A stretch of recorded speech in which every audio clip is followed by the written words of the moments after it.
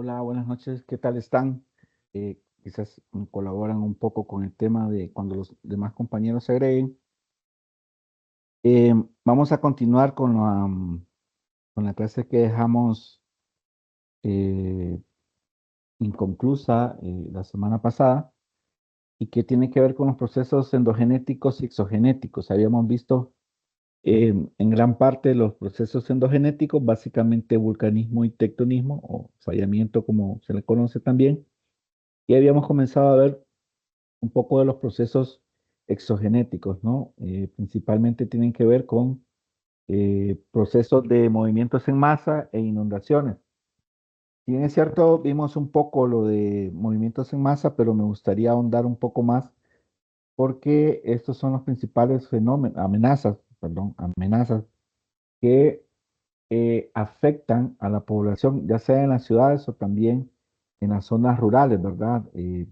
Donde se producen y que pues tienen un gran impacto en la economía del país, sobre todo cuando ya nos toca salir de ellos, ¿verdad? Que es cuando nos damos cuenta realmente que la prevención, que lo que ustedes están estudiando ahora, la gestión del riesgo y el manejo del desastre es mucho más barato que pues llegar a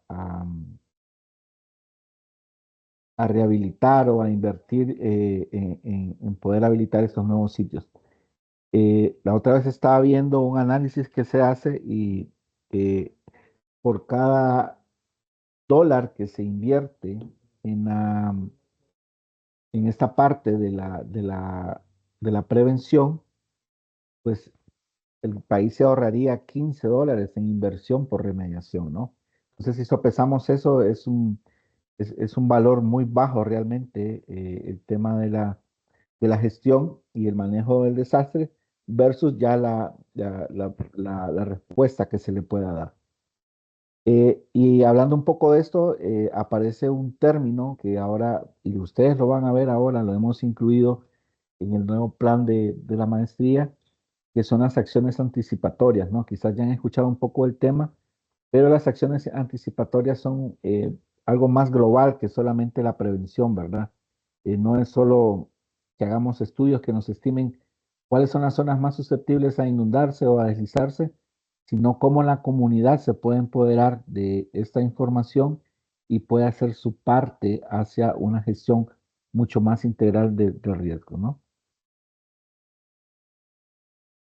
Ok, habíamos visto que los movimientos en masa o los deslizamientos, también como se les llama, pues también se les conoce como procesos gravitacionales, ¿no?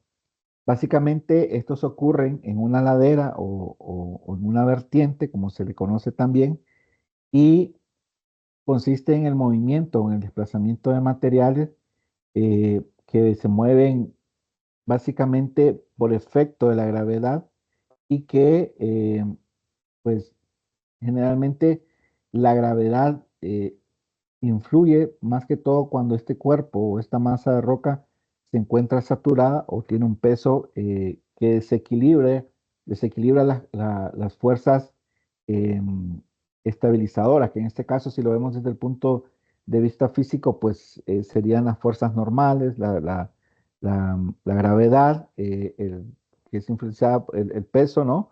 Y la fricción, que en este caso sería la fuerza que estaría reteniendo el material para que se mueva, ¿no? Bueno, ya pensando en ese material saturado y que se puede mover, hay una gran cantidad de clasificaciones y eso depende mucho del autor, de la escuela con la que se ha formado, pero en términos generales los podemos definir en dos grandes grupos, los que se llaman decaídas, básicamente que ocurren en rocas. Si alguien pudiera, déjenme ver si yo puedo.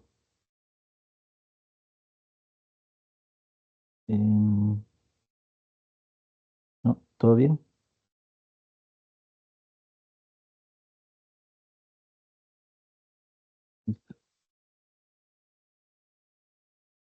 Y ahora cómo vuelvo a la presentación.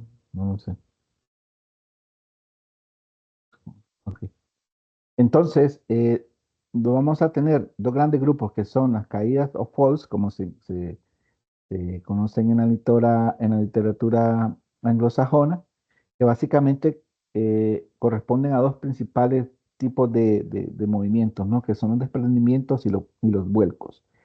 Y luego vamos a tener quizás el grupo más grande, que se conocen como deslizamientos o slide, y que estos pueden ser de tipo planar o de tipo rotacional.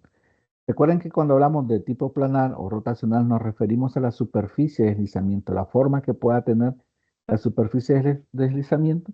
Entonces puede ser una superficie planar o una superficie rotacional.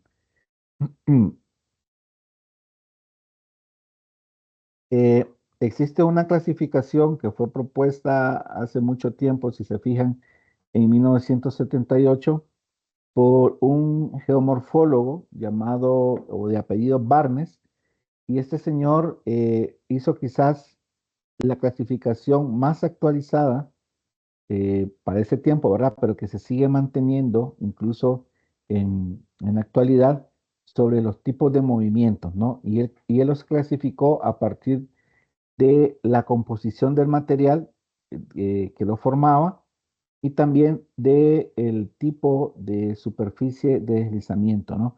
Entonces, él tiene tres tipos de materiales principales: las rocas como tal, ¿no? El debris, que en este caso sería el detrito o ese material del tamaño de grava hasta bloques pequeños.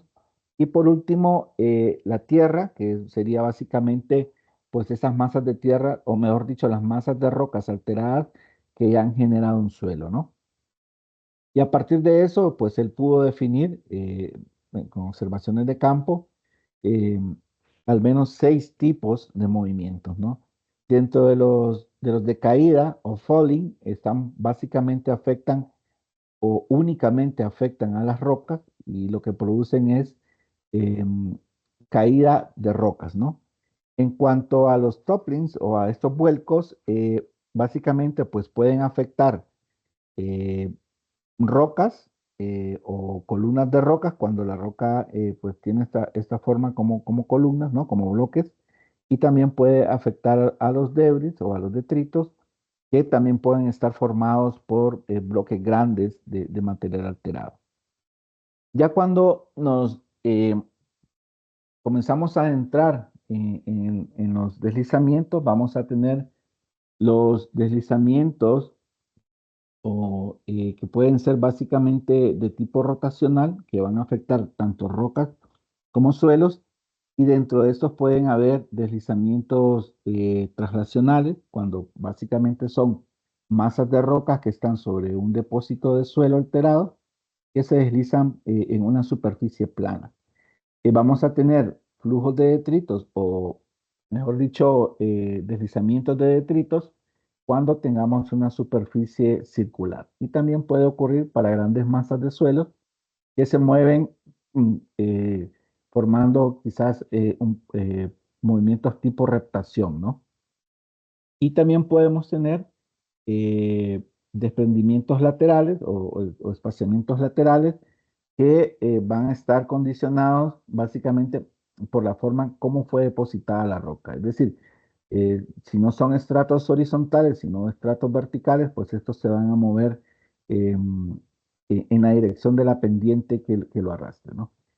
Y luego vienen lo que se conocen como los flujos, que son quizás la forma de deslizamiento eh, que actúan mucho más rápido y que tienen mayor impacto, ¿verdad? Cuando se generan, suelen ocurrir en periodos de tiempo muy cortos y asociados a precipitaciones muy elevadas, ¿no? Dentro de los rocas, pues vamos a tener los flujos de rocas que se van a mover grandes bloques, eh, generalmente en una masa o son movidos como una masa a través de un fluido como el agua. Y los más complejos, ¿verdad? Quizás de entender, que son los flujos de detritos, que esto requieren una caracterización muy detallada. Por ejemplo, tenemos los debris flow, o los flujos de detritos como tal, como per se, que ocurren en masas de detritos y suelos combinadas. También tenemos la solifluxión, que es un proceso quizás ustedes lo han visto y en muchas zonas ganaderas le llaman camino de vacas, ¿no? Ese es como un graderillo que se forma generalmente en suelos em, muy arcillosos. También tenemos la reptación de suelos, que es un proceso eh, quizás un poco parecido al que hablábamos de los desplazamientos laterales, pero más acelerado, ¿no? Eh, y luego tenemos los flujos de avalancha, que son grandes masas de suelo que se desprenden en una superficie circular. Y los flujos de bloques, ¿no? También. Y por último tenemos los flujos de lodos, que sí realmente es suelo, prácticamente, o como una corriente de agua con suelo, ¿no? Como una corriente de lodo. Y finalmente hay algo que se llama los movimientos en masas o los deslizamientos tipo complejo, que generalmente son estructuras muy grandes que están asociadas a diferentes procesos. El día que estábamos en campo conversábamos con el arquitecto Martínez que la caracterización que se ha hecho al deslizamiento de la Guillén y mencionábamos que es un deslizamiento complejo. Complejo porque está formado por más de un deslizamiento, es decir, son creo que 3 o 4 bloques de deslizamientos que se están moviendo en diferentes direcciones y también el mecanismo con el que o cómo se mueven es diferente. En unas zonas puede ser un movimiento rotacional, en la parte más baja quizás un traslacional, eh, y en otras zonas se comporte como un flujo de detritos, ¿no? Entonces es muy complejo y poder crear una contramedida para poder estabilizarlo también es un proceso bastante complejo. Hay otros autores, quizás un poco más recientes que Barnes, que también clasifican los deslizamientos, pero esta vez lo hacen basados en el tipo de material que está formando el deslizamiento. Y aquí aparece la clasificación de Hutchinson, el cual dice, bueno, vamos a dividirlo en 2 grandes grupos, básicamente nada más material rocoso y suelo, eliminamos los detritos porque para nosotros caben dentro de material rocoso y también vamos a eh, incluir un nuevo parámetro, que es la velocidad con que se mueve esta amenaza o este deslizamiento, ¿no? Entonces, el señor Hutchinson establece que hay rangos generales de velocidad y que los vamos a medir en centímetros por segundo, ¿no? Entonces, para esto, para poder hacer esa clasificación que propone Hutchinson, vienen los especialistas e instalan sistemas de monitoreo, como el que quizás está instalado ahora en la Guillén o en otros sitios de la capital, que es donde tengo conocimiento, fuera de la ciudad capital creo que no hay instalados todavía. Entonces, esta gente puede utilizar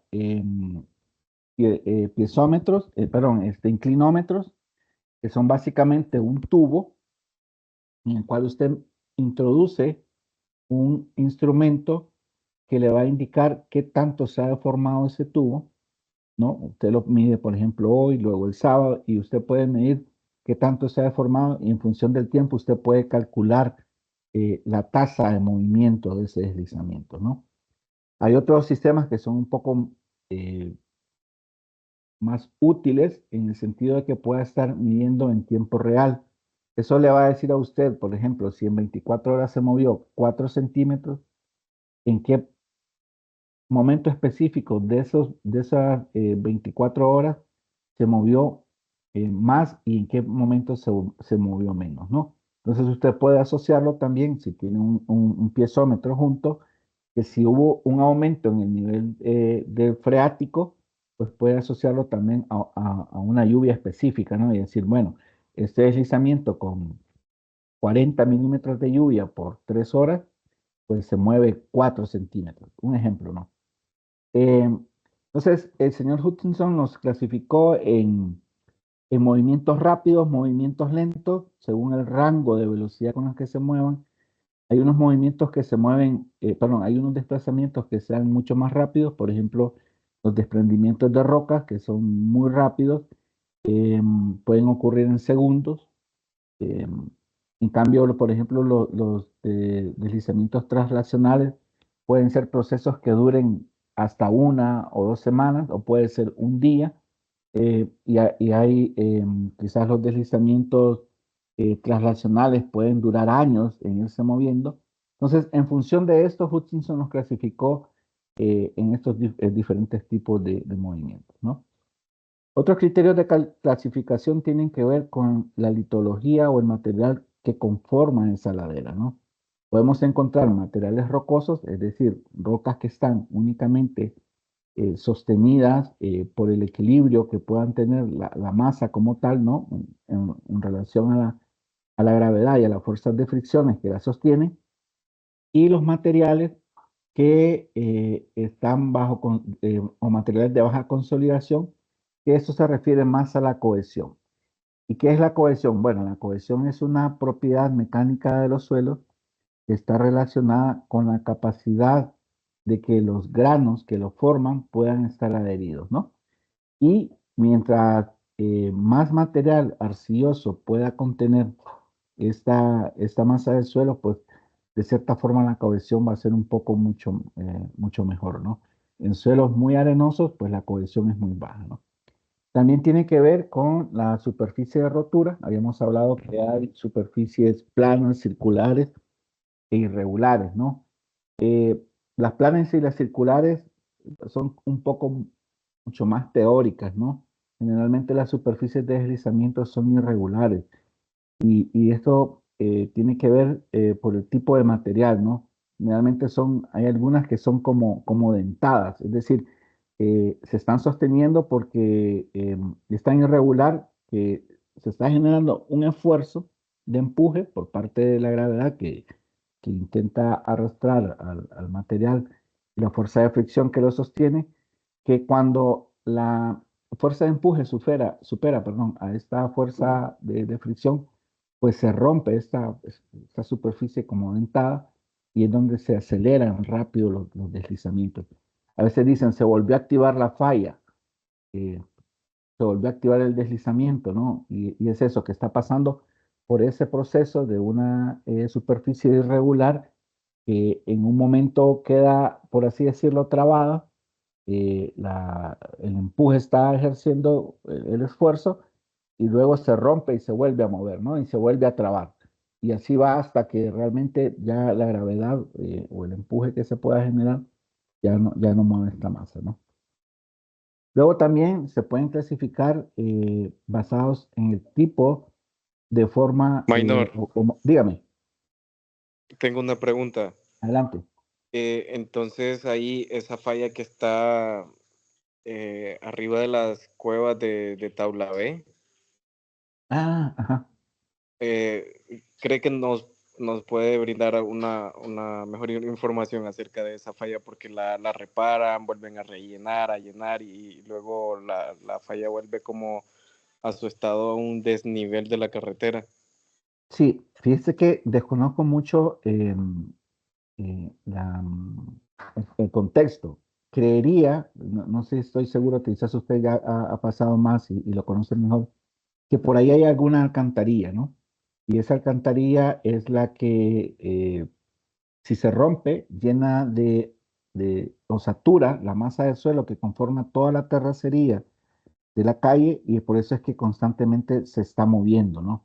Esa es la teoría que yo tengo. Es probable que realmente sea también un deslizamiento con una masa irregular, perdón, una superficie irregular. Pero a mí me llama la atención, y no sé si usted lo ha notado, que ninguna otra estructura al otro lado de la calle, es decir, si yo voy para San Pedro, yo me fijo a mano izquierda, hay unas casas, hay otras cosas, esas estructuras no se han movido.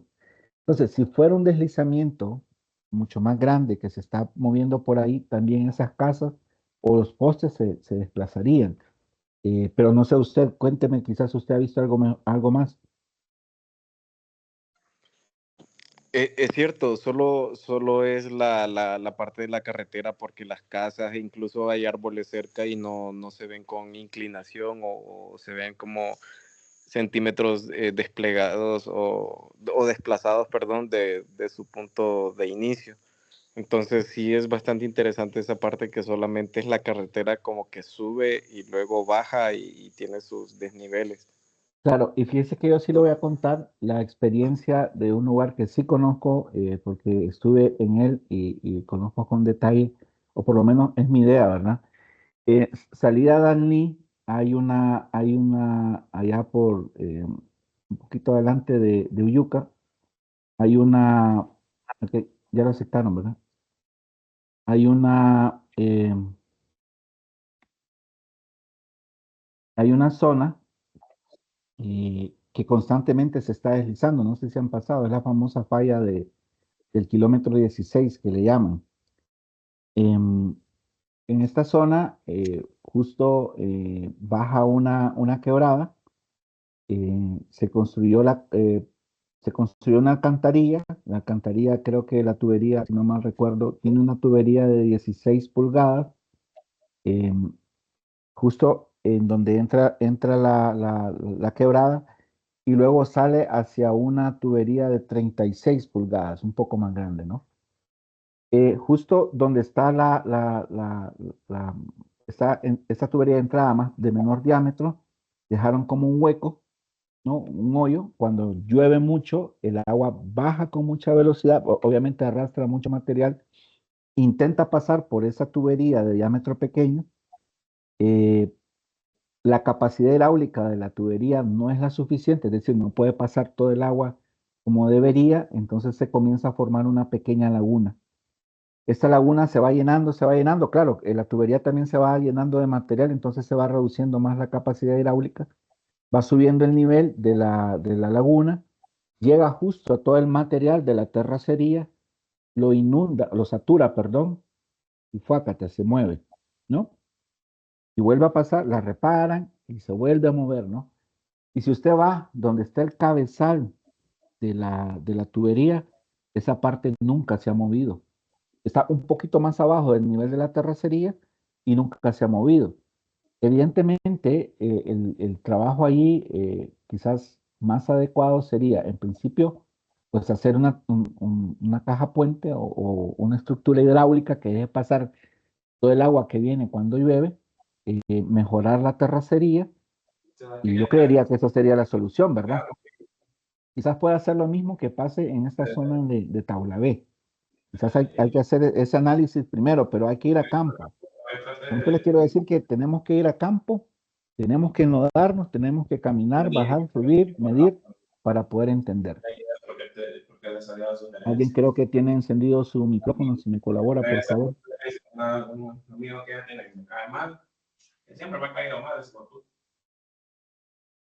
Ok, listo. Gracias. Entonces, es importante hacer esto, ¿no? Eh, y bueno, y si lo vemos desde esta perspectiva de que por qué se detiene, avanza, se detiene, avanza, uno podría pensar que es una superficie irregular. Yo creería que ahí es un poco más un tema de ingeniería, ¿no? Como les decía, también está el tema de la forma que generan. A veces unos deslizamientos forman un lóbulo, así como se lo imaginan, como el lóbulo de la oreja, ¿no? Un lóbulo que tiene, que es el frente de la masa que se movió, como un pequeño cúmulo, como una pequeña montaña, ¿no? Otras básicamente solo son como una capa de material deslizado que se deposita sobre la superficie, y otra es una capa de material caótico. Y cuando hablamos de material caótico, hablamos de bloques, grava, arena, limo, eh, árboles, estructuras civiles construidas por el hombre, etcétera, ¿no? Entonces, también esto nos permite poder entender qué tipo de deslizamiento y qué tipo de material se movió durante este proceso, a partir de la forma que genera, ¿no? Y como lo mencionaba también, pues Hutchinson lo había clasificado según la velocidad. Tenemos movimientos muy rápidos que pueden durar quizás un día, moderados que duran semanas a meses, y lentos que pueden durar mucho tiempo, ¿no? Y también pueden ser movimientos que están relacionados a un material homogéneo, es decir, un material o un suelo o una roca que es básicamente de la misma litología, o materiales heterogéneos, ¿no? Una mezcla de varios materiales, ¿no? Bueno, es que está fallando la red. Una desconexión. ¿No me escuchan bien? Sí, Sí, se escucha bien, man. Sí Ok. se escucha. Ok, perdón, escuché que dijeron que no se podía Está hablar. abierto tu micrófono ahí, man. Ah, ok. Ok, otra cosa muy importante son los factores condicionantes, ¿no? Hay, por ejemplo, para Tegucigalpa y para toda Honduras, hay un mapa que establece cuáles son las zonas susceptibles a, a deslizamientos, ¿no? Y aquí se utilizó un modelo que quizás lo van a escuchar mucho más adelante, es un modelo le llamamos heurístico. Cuando hablamos de un modelo heurístico, hablamos de un modelo que el que lo está corriendo es quien asigna valores a cada una de las variables que implica, ¿no? Y este modelo heurístico se conoce como Mora-Barson y tiene unas mejoras. Ahora hay uno que se llama Mora-Barson-Mora, y que el modelo está formado por 5 variables. Llamamos 3 variables intrínsecas, es decir, muy relacionados con el material, y 2 variables de disparo, ¿no? Las variables intrínsecas tienen que ver con la pendiente, básicamente, el tipo de roca y la vegetación, ¿no? Y las variables de disparo son la lluvia y los terremotos. Entonces, para la zona de Tegucigalpa inicialmente se aplicó y es ahí donde nace el mapa multiamenazas o el mapa de amenazas o el mapa de susceptibilidad a movimientos de ladera, ¿no? Ese que creo que les he presentado antes y que si ustedes van a la municipalidad, pues van a ver un gran mapa ahí que tiene zonas rojas, amarillas, verdes, em, y que estima que esos son los factores que ellos consideran como disparadores, ¿no? Entonces, cuando evaluamos el factor de disparo de lluvia, nuestro mapa pues tiene una gran cantidad de sitios susceptibles. Pero si evaluamos el factor de disparo, por ejemplo, de deslizamientos, pues como nosotros no tenemos muchos sismos en la zona o sismos que puedan generar em, este tipo de movimientos en masa, pues aparece mucho, ¿no? Entonces, ahí tiene que ver mucho el criterio de quien lo hace. Entonces, basado en eso, uno también puede determinar cuáles son esos factores condicionantes o variables internas de nuestro sistema. Eh, Básicamente no podemos olvidar la morfología que tiene que ver con la pendiente. Es decir, cuando hacemos el modelo heurístico decimos el, el 50% de la susceptibilidad a que se mueva una masa de rocas, una masa de suelos o rocas, va a estar condicionada por la pendiente, ¿no? El 30% va a estar condicionado por el tipo de rocas, ¿no? Y el 20% va a estar condicionado, supongamos, el 15% por la lluvia y el 5% por los sismos. Entonces, le pedimos a nuestro programita, cualquier software de sistemas de información geográfica, que haga unas multiplicaciones y él nos calcula esa probabilidad. Sin embargo, yo también puedo meterles más variables y ir dividiendo y decir, bueno, la pendiente no es totalmente quien condiciona, puede condicionar el tipo de morfología o ambiente, es decir, si estoy en un ambiente de montaña, en un ambiente costero, en un ambiente kárstico, o como dicen ahí, un ambiente periglacial. Yo puedo ir definiendo cuáles son esos factores condicionantes y aceptar y asignarles un valor que yo considere que es el que merece esa variable. Luego también están, como les decía, las características litológicas. Por ejemplo, yo puedo decir que el valor que le voy a asignar de peso, que le voy a asignar a las arenas puede ser igual que, por ejemplo, el que le voy a asignar a un suelo areno-arcilloso, ¿no? Eso lo decido yo. Y por último, lo del factor de lluvia, vamos a ver un poco más adelante, hay también ya como rangos que se han establecido para ciertas zonas, pero por ejemplo para Tegucigalpa se ha trabajado mucho lo que se conocen como los umbrales de lluvia. ¿Cuál es la cantidad de lluvia que me dispara un evento, ya sea un evento de inundaciones o un evento de deslizamiento? Dos compañeros de la maestría del curso pasado han estado trabajando mucho con esto. La maestra, ¿cómo se llama? Cintia Borja, ella ha trabajado para una zona de la capital y el ingeniero Rubén Hernández está trabajando para otra zona de la capital, ¿no? Pensando en esto de los temas de los umbrales y con enfoques diferentes. Uno, por ejemplo, está ocupando un enfoque mucho más estadístico o probabilístico, utilizando Random Forest, y la ingeniera, la maestra Borja, pues utilizó un enfoque un poco más de datos obtenidos en levantamientos de campo, ¿no? Entonces, eso es muy importante. Los factores de lluvia van a ser muy determinantes, ¿no? Eh, ¿Cómo se llama? No factores, el trigger, el disparador. Ok, ahora bien, esto es muy importante y esto ustedes lo van a ver cuando hagan un poco de la parte de sistemas de información geográfica.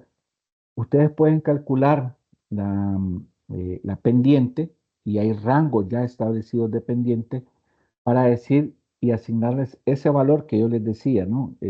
La pendiente pesa 50 o pesa 20, ¿no? Eso se puede establecer. Y también tiene que ver hacia dónde está eh, orientada la cara de la ladera, ¿no? Hay dentro de QGIS, que es como ahora el software open source que más utilizamos para sistemas de información geográfica, hay una herramienta que se llama Saga GIS, y este Saga le permite a ustedes obtener esa orientación de la pendiente como tal, y algo que se llama curvatura de la pendiente. Entonces, con estos parámetros es más fácil hacer estos cálculos. Le tenemos rangos, por ejemplo, de 0 a 3 o de 0 a 5 grados. Decimos que es una pendiente prácticamente plana. Quizás no va a ocurrir nada allí. Lo más que puedan ocurrir son inundaciones, ¿no? De 5 a 10, pues tenemos una pendiente, le llamamos baja. Vamos a tener, pues probablemente también inundaciones, quizás, dependiendo del tipo de material, un poco de movimiento sin masa. De 10 a 5 ya le llamamos una pendiente moderada. Noten que aquí estamos hablando en grados, no en porcentaje. Entonces ya vamos a tener la formación en las laderas, básicamente en la formación de coluvios, y estos coluvios pues ya pueden moverse como un deslizamiento, como un flujo, ¿no? Depende de la cantidad de lluvia. De 25 a 45 ya es una pendiente alta. Ya aquí los procesos de movimientos en masa van a ser mucho más heterogéneos, van a haber mayor cantidad de probabilidades y en este caso la vulnerabilidad aumenta, ¿no? Es decir, hay mayor amenaza, aumenta la vulnerabilidad. Y de 45 a 60 o más de 60, pues ya estamos hablando de superficies muy escarpadas, ¿no?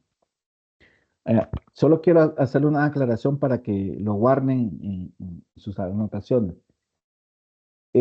La municipalidad, en el caso de Tegucigalpa, ha establecido que los rangos dependientes donde no debería de construirse porque puede haber una probabilidad de un deslizamiento son aquellos que están entre 30 y 50%. Pero cuando hablamos de porcentaje, recordemos que lo que estamos calculando es el porcentaje en relación a 45 grados. Es decir, si yo digo una pendiente de 100%, estoy hablando de una pendiente de 45 grados, ¿no? Pero si yo estoy hablando, por ejemplo, una pendiente de 50%, ya me cae dentro de un rango que estaría más o menos entre 10 y 25 grados, que sería una pendiente moderada que con ciertas mejoras en el terreno, pues se reduciría esa amenaza. Ahora, por ejemplo, si yo hablo de una pendiente del 20%, y ahí sí ya se vuelve prácticamente plano, ¿no? Entonces, es importante saber siempre si estamos hablando de los rangos dependientes, si lo estamos hablando en grados o en porcentajes, ¿no? Incluso los software de análisis dependiente le van a preguntar, ¿lo querés analizar en grados o lo querés analizar en porcentajes, ¿no? Este sería un ejemplo de un movimiento heterogéneo. Vemos que tenemos bloques de todos tamaños, diferentes materiales también. Vemos que se forma esa superficie rugosa, ¿no? Que habíamos hablado, que algunos le llaman como eh, caminos de vacas, que son típicos de estos movimientos un poco lentos, en donde el material se va moviendo, pero al mismo tiempo se va alterando. Ok, y aquí quiero hacer un poco de énfasis, quizás voy a tomar un par de minutos para explicarle sobre el tema del agua dentro de los suelos, ¿no? Un suelo está constituido básicamente por tres elementos principales, ¿no? Pensando ya en los poros. Bueno, vamos a tener que los poros pueden estar llenos de aire, pueden estar llenos de otro material o pueden estar llenos de agua o pueden estar llenos de los tres, ¿no? El tema es que el agua cuando entra a los poros y este material comienza a recibir el aporte de mayor material o el agua entra a los poros pero tiene un material por encima de él, pues ese material va a comenzar a comprimir, ¿no? Y va a comprimir el agua y el agua básicamente lo que va a hacer es transmitir toda la fuerza que ella está recibiendo, todo el esfuerzo de formación que está recibiendo, pues lo va a transmitir en todas direcciones, ¿no? Y al transmitirlo en todas direcciones, va a desestabilizar eh, em, la presión, el equilibrio que hay entre las partículas, porque va a haber una variación de la presión y eso va a hacer que sea más susceptible a moverse, ¿no? Hay una zona que se le conoce como la zona de capilaridad, es decir, esta es la zona no saturada, acá no hay agua, y luego hay una zona que se le llama la zona de capilaridad, que es una zona que realmente no está totalmente saturada, sino que tiene una porción de agua y una porción de aire. Básicamente esto es como cuando ponemos una pajilla en una Coca-Cola, vemos que dentro de la pajilla sube un poquito de agua, ¿no? Entonces esa sería la capilaridad. Y luego vamos a tener una zona que va a estar totalmente saturada y donde aquí la presión de poro pues va a ser positiva, es decir, va a ser mucho mayor que lo que puede resistir el material. Si a esto le aumentamos o le sumamos una pendiente pues con un rango que pueda estar mayor, supongamos a 15 grados, pues lo que va a ocurrir es que este material se va a desestabilizar mucho y se va a mover con mucha mayor facilidad, ¿no? Entonces, ya estudios han establecido algunos parámetros en cuanto eh, cuánta agua debería tener un suelo para que se considere de que puede ocurrir un deslizamiento, ¿no? Entonces, aquí bien chiquitillo se mira, esto sería un umbral de lluvia.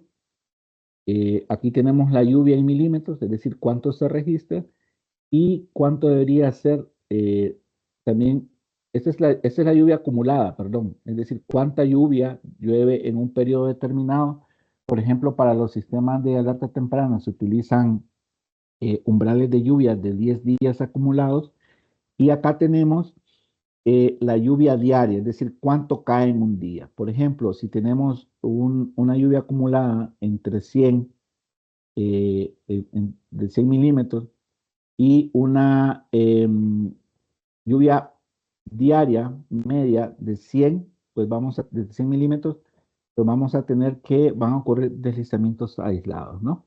Por ejemplo, si aumenta ya el tema de la lluvia acumulada, pasamos de 100 a 200 y tenemos precipitaciones diarias mayores de 100 también, pues vamos a tener la aparición de deslizamientos menores.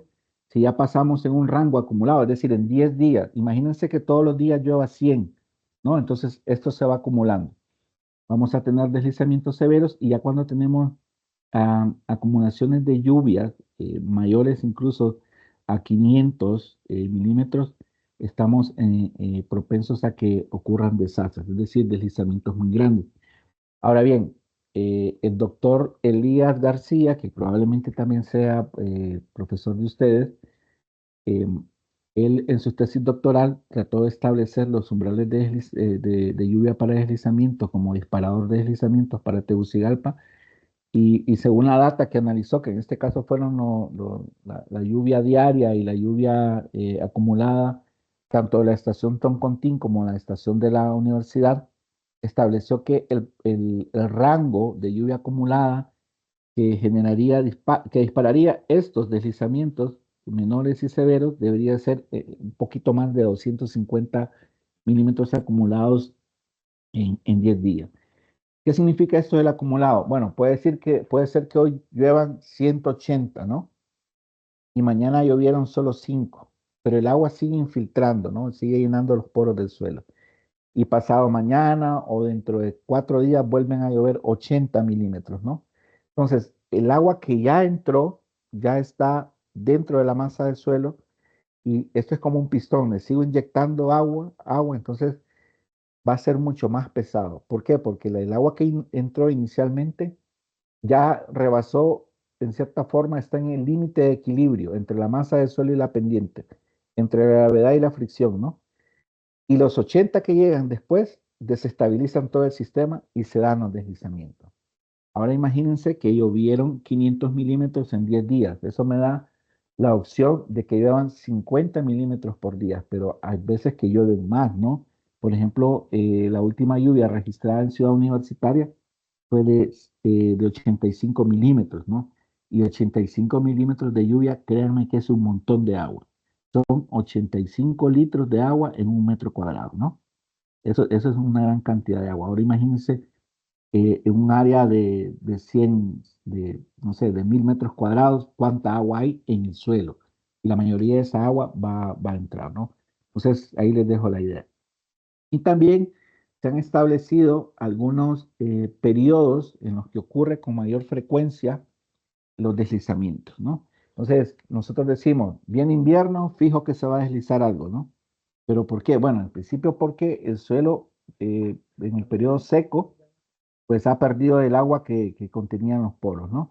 Cuando llueve, cuando se da la primera lluvia, pues inicialmente lo que hace el agua, o una porción del agua, porque mucha se evapora, es ir entrando a esos poros, ¿no? Entonces lo vamos acumulando. Comienza a llover, supongamos, en mayo, luego para un poco en junio, comienza en agosto de nuevo, y ahí venimos con más ganas, ¿no? Comienza agosto, septiembre, octubre, el mes que todos le tenemos miedo, y bueno, es cuando se generan la mayor cantidad de deslizamientos.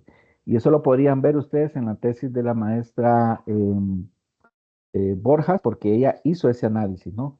¿En qué periodos del año es que registramos más deslizamientos? Ahora también podemos tener que se den no solo en octubre, noviembre, también en diciembre, porque tenemos la influencia de los frentes fríos. Si se fijan, este es un tema un poco complejo en el sentido de que tenemos que tener mucho monitoreo de cuánto llueve, la frecuencia de las lluvias, sobre todo datos de lluvia diaria. ¿Tienen alguna pregunta?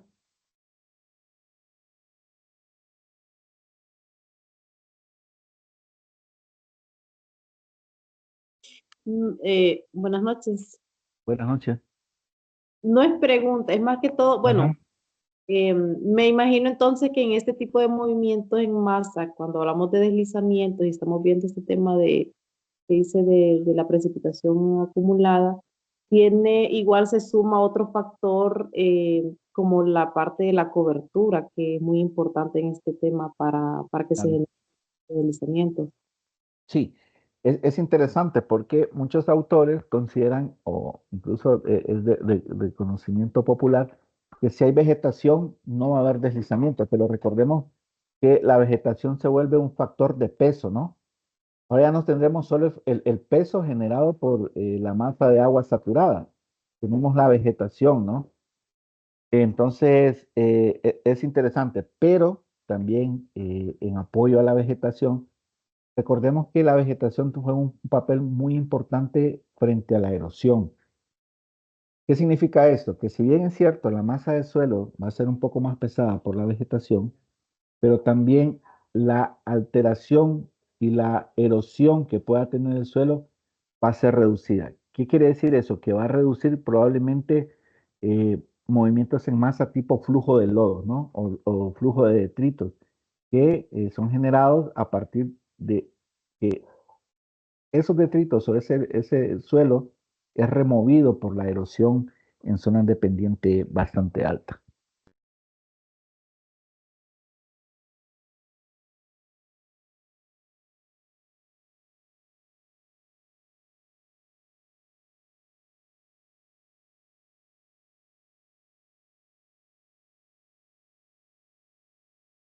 ¿Alguna otra consulta?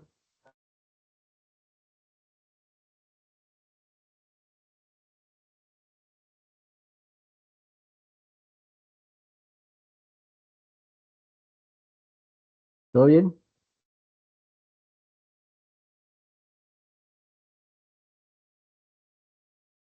Todo bien, Mike. Ok, listo. Sí, continuemos, maestro. Excelente.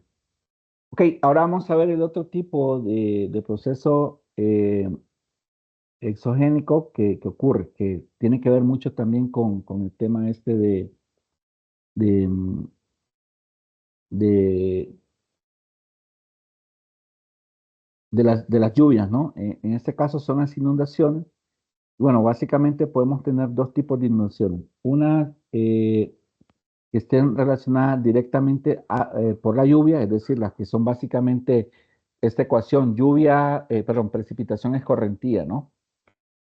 Que cuánto llueve en función del área que cuánto llueve, algunas propiedades de rugosidad del suelo y cuánto sale, ¿no? Es un balance de masa. Y luego están las que están relacionadas con el océano o con las subidas del mar, ¿no? Que básicamente son lo que se conoce también como marejada.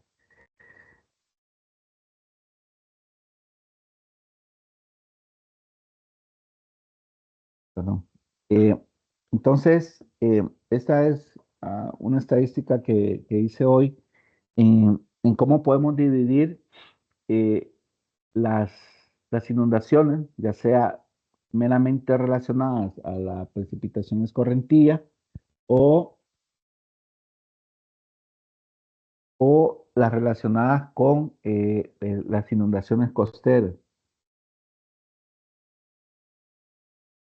En este caso, lo que le pedí a este programita era que me hiciera una estadística del porcentaje de desastres relacionados a inundaciones hasta 2023. Le di un rango de tiempo y vean qué interesante. Por ejemplo, las inundaciones urbanas han sido divididas en dos tipos, ¿no? Una inundación urbana meramente relacionada a la estructura de la ciudad como tal y otras, por así decirlo, inundación urbana influenciada, es decir, cómo la población ha llegado a ocupar ciertos espacios que corresponden a los ríos, ¿no? Luego están las inundaciones de río, es decir, cuando ya el río se sale básicamente de su cauce, están las inundaciones costeras y por último algo que se llama flujos, que creo que tienen que ver más con fallas en algunos sistemas de drenaje construidos. Si vemos, la mayor parte o la mayor porción de las inundaciones corresponden a las inundaciones en ríos, ¿no? Y esto es básicamente por las características que puedan tener estos ríos, los cauces de estos ríos, ¿no? Eh, la mayoría de las inundaciones tienen una causa natural. Esta causa natural está relacionada a la topografía, ¿no? A la morfología del lugar que, en el cual se den. Em, También hay una división de qué es lo que puede causar las inundaciones. Tenemos las de tipo natural y las de tipo antrópicas, ¿no? Las de tipo natural nada más están relacionadas, como les decía, con las características climáticas. Hay zonas, incluso en nuestro país pasa, si vemos un mapa de lluvias, hay zonas en donde llueve más y en zonas donde llueve menos, ¿no? Y esas son meramente eh, características climáticas del sitio. Y luego están las que tienen que ver con las características geológicas y morfológicas, ¿no?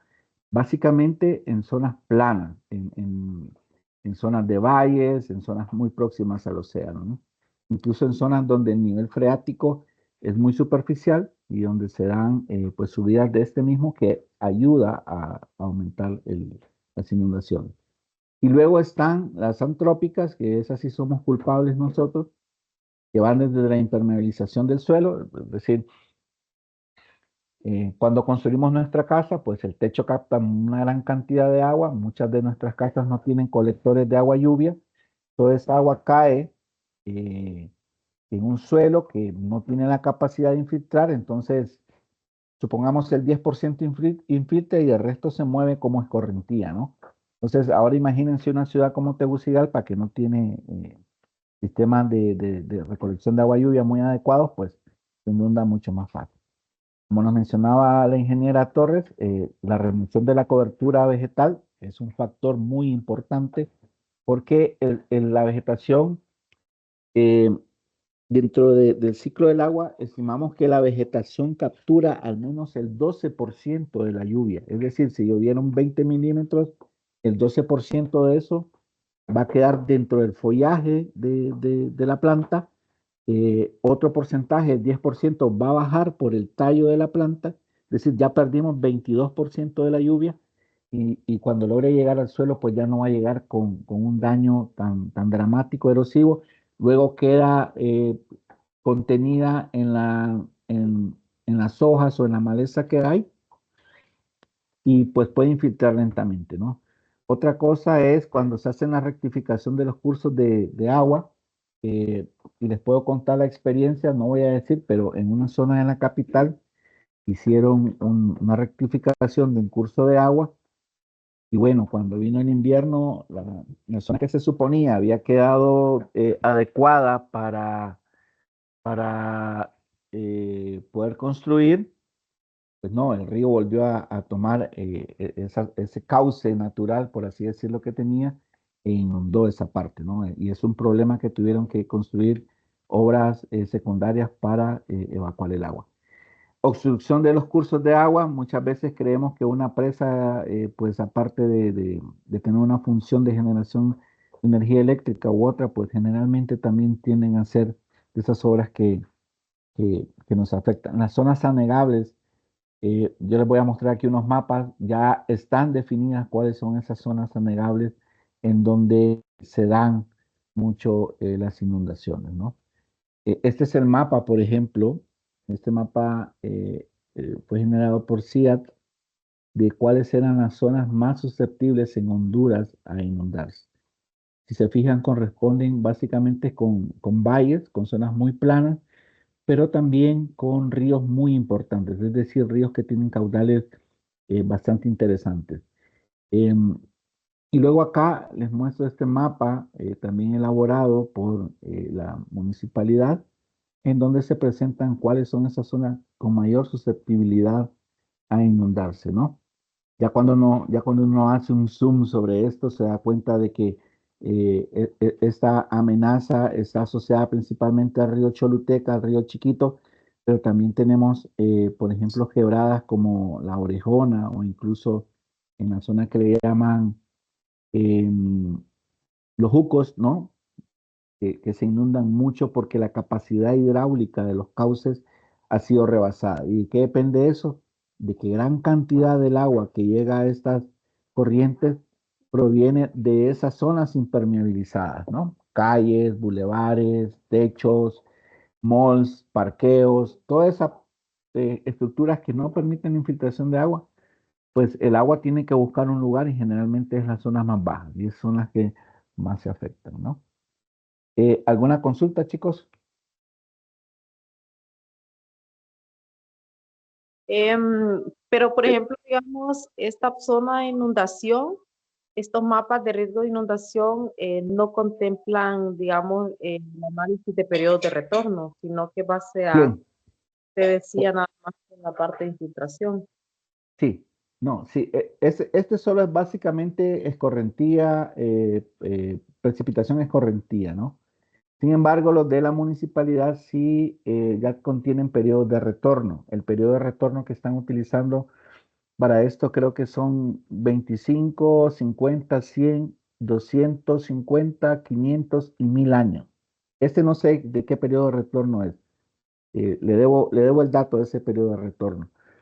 Pero sí, la municipalidad sí los tiene establecido con periodos de retorno. Incluso para el Valle de Sula, que justo hoy hablaba con alguien sobre este tema, y él me decía que la mayoría de los modelos que se habían hecho para Valle de Sula eran modelos estáticos, es decir, que solo decían, es probable que hasta aquí se inunde, pero no son modelos dinámicos en el sentido de decir cómo se mueve el flujo realmente, la onda, el hietograma de la inundación, cómo se comporta.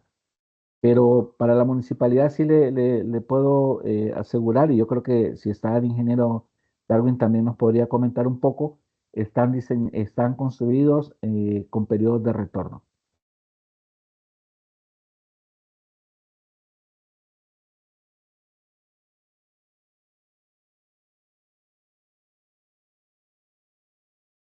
¿Otra consulta?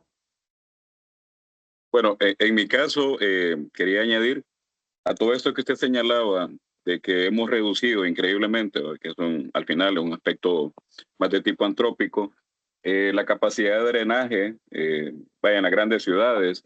eh, yo me he fijado bastante últimamente, justamente en la salida del Progreso hacia Tela, me he venido fijando cómo han venido rellenando muchas áreas ahí que son humedales prácticamente. Y me he fijado en otras ciudades también en donde eso ha pasado. Entonces, creo que las municipalidades no han entendido la importancia que tienen los humedales justamente incluso en este tema de inundaciones.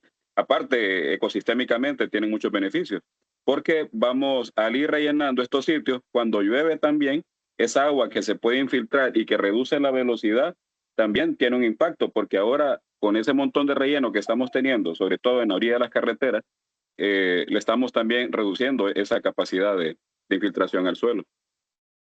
Sí, sí, evidentemente eso es algo que pasa y es la parte que a veces uno se pregunta cuando se diseñan todo proyecto que se hace requiere una licencia ambiental, ¿no?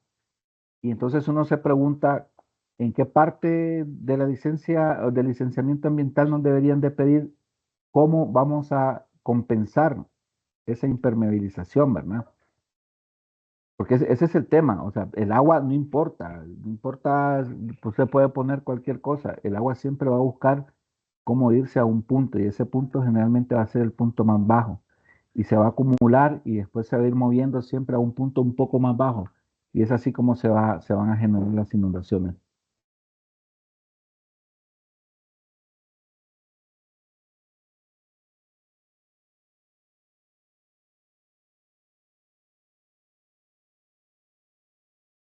¿Consultas?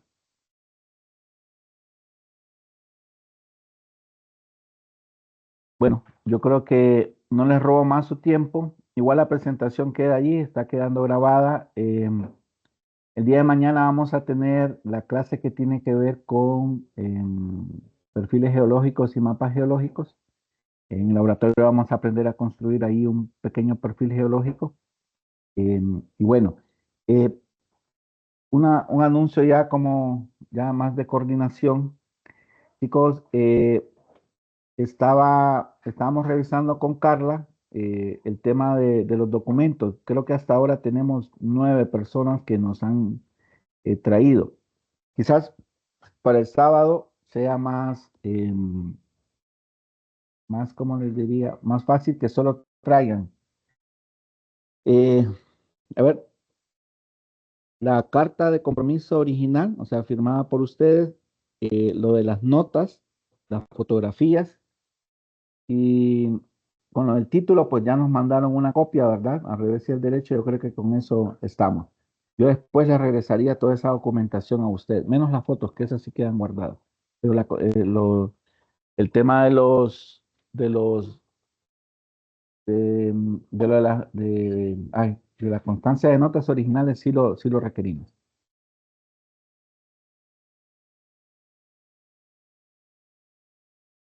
¿Constancia de qué? Aparte de la nota de compromiso, maestro.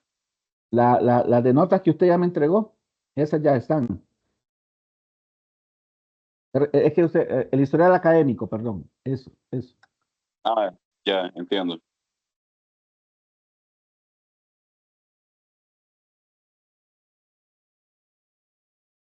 Bueno, creo que están cansados hoy. La única pregunta es, Master, ¿va a mandar el link siempre para que podamos repasar la clase del día de hoy? Ah, sí, les debo la del anterior también. Sí, no lo voy a hacer hoy, lo voy a hacer mañana a primera hora. Perfecto. Maestro, y aprovechando así rapidito, bueno, le hicimos la consulta, pero no tuvimos respuesta. Bueno, yo me quedé con dos situaciones ahí que del examen que bueno, no quedé conforme porque una bueno, todo es selección múltiple.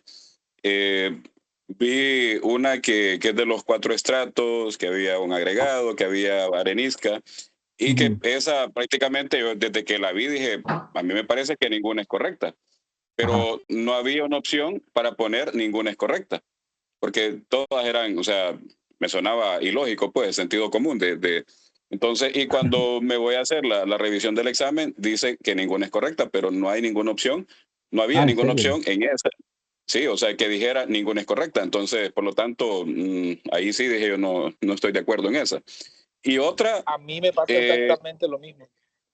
sí, y la otra creo que es una que decía sobre la importancia de las ciencias de la Tierra, ¿va? Entonces, usted puso 3 conceptos, tres definiciones, y realmente se lo digo, ¿va? 2 de las 3, cualquiera de esos 2 tiene para mí valor en relación a la incidencia que tiene o la importancia de las ciencias de la Tierra, ¿va? Al final había que escoger una, entonces, digo yo, un tanto debatible, ¿va? Pero no sé. No, lo podemos platicar, eso no es cerrado, ¿verdad? Voy a revisar esa que dicen porque me parece raro. La idea era que no hubiera ninguna es correcta, pero voy a revisar, no se preocupen. Aquí no es de que solo yo tengo la razón. Lo voy a revisar y lo podemos platicar, ¿les parece? Gracias que el Excelente. compañero Dani lo mencionó, porque justamente esas 2 que él menciona son exactamente las 2 que yo también. Sí, es que eran con medio Había trampa una también, que creo. sí, eran como medias ambiguas, pero no, o sea, creo que vale la pena solo como para salir de la duda más que todo. No, perfecto, podemos Saludos, hacerlo. pongo a consideración otra de las preguntas y era cómo se ligaba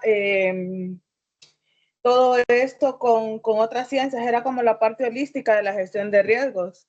Y también me parecían que habían 2 respuestas que tenían como consideraciones bien integrales de las aplicaciones, pero había que decidirse por una. Y también, o sea, yo sentí eso como que había ambigüedad en las 2 respuestas. A mí me salió mala esa y yo consideraba que era la respuesta más integral que tenía como opción. Entonces, a consideración esa pregunta también. Claro. Sí, es que llevaban trampa, entonces, sí lo vamos a revisar. Miren, la idea es que ustedes puedan tener ese criterio, ¿entienden? Que ustedes puedan venir y decirme, miren, yo no estoy de acuerdo porque lo que yo estudié y lo que yo entiendo, creo que esto es lo correcto. Que ustedes hagan eso, para mí ese ya es un logro, ¿no? Porque fuera triste que ustedes aceptaran todo así como que no, pues es lo que dice el profesor, pero entonces ustedes ya van teniendo un criterio para poder responder, ¿verdad? Cuando la situación lo amerite, ¿no? Y esto no es de que yo tengo la razón, quizás voy a revisar, ¿verdad? Es probable que sí tenga la razón porque yo, no, mentira, pero voy a revisar para que todos quedemos de acuerdo, ¿no? ¿Me parece? Está bien. Perfecto, maestro. Totalmente Está de bien. acuerdo. Gracias, Master, te lo agradecemos. No, listo. Entonces, Muy bien, gracias. nos vemos mañana a la misma hora. Listo. Listo. Listo. Saludos. Así es, listo. Buenas noches. Gracias, noches. buenas noches. Buenas noches a todos. Buenas noches.